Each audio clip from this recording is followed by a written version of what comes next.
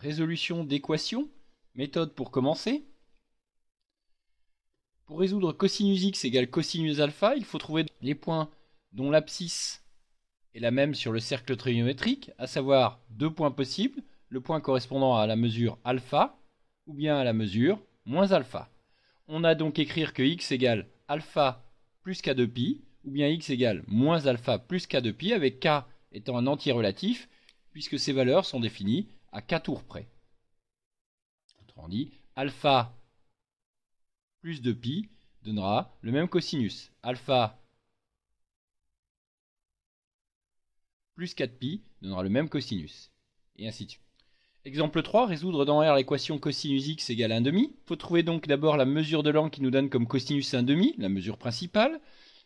On sait que cosinus pi sur 3 égale 1,5. On va donc devoir résoudre finalement l'équation cosinus x égale cosinus pi sur 3.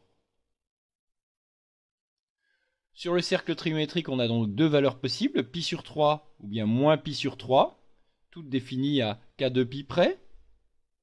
Les solutions sont donc x égale pi sur 3 plus 2k pi, ou bien x égale moins pi sur 3 plus 2k pi. K étant un entier relatif, attention, donc k appartient à z. Équation de la forme sinus x égale sinus alpha.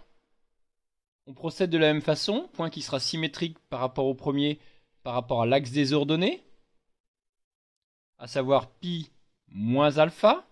On a donc deux solutions, soit alpha plus k de pi, soit pi moins alpha plus k de pi, k étant un entier relatif. Exemple 4, résoudre dans R l'équation sinus x égale moins 1,5. On sait que sinus pi sur 6 égale 1,5.